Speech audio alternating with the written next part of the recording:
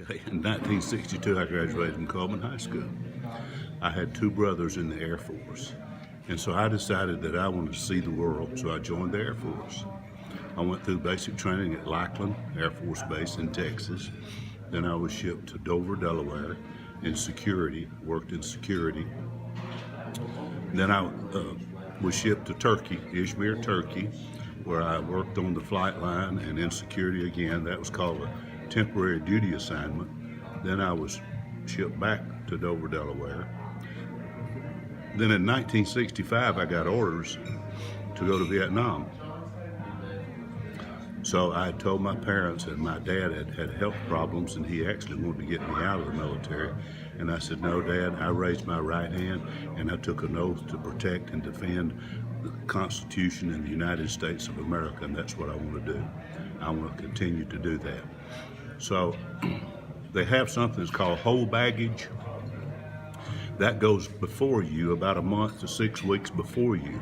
So I went to transportation to ship my whole baggage, and I had my orders, and they said, where are you going? I said, I'm going to Benoit, Vietnam. He looked at it, he said, no, these numbers don't match up with Benoit. I said, well, where is it? He said, you're going to Thailand. And I said, send me, I'll be happy to go there. So I flew out and spent a year in Thailand, 1965, 1966, and in 65 of that year, Congress and LBJ, Lyndon Baines Johnson's, reenacted the GI Bill. And a little light bulb went off in my head, and I said, I know what I'm going to do now. When I go back, I'm going to go to school and get an education. So sure enough, I was discharged in San Francisco, and I came back to Cullman, enrolled in college at St. Bernard. Then I transferred to Florence State, where I met the love of my wife, and we've been married 47 years, going on 48 years. When I finished college, I actually coached football and taught history at West Point High School. And after 3 years, I left the teaching profession and went into pharmaceutical sales. And I was in pharmaceutical sales for 35 years. And in 2008, I had some people approach me and say, we believe that you would be a good mayor. Would you consider running for mayor?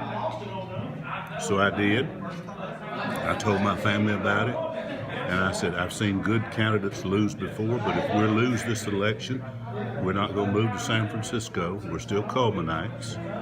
We're going to work hard, and we will not slander anybody because I'm not that type of politician. I'm a salesman, and what I do is I'll be selling Cullman. We ran, and we were elected, and I was elected again in 2012, and it was probably 8 of the best years of my life. A lot of people said, now you can enjoy life. It was a pleasure and an honor for me to serve the people of Cullman, Alabama.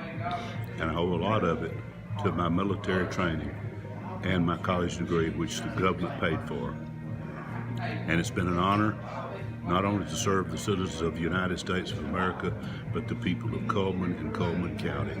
My motto is always, what's good for the city is good for the county. What's good for the county is good for the city. We all live in Cullman County. Thank you.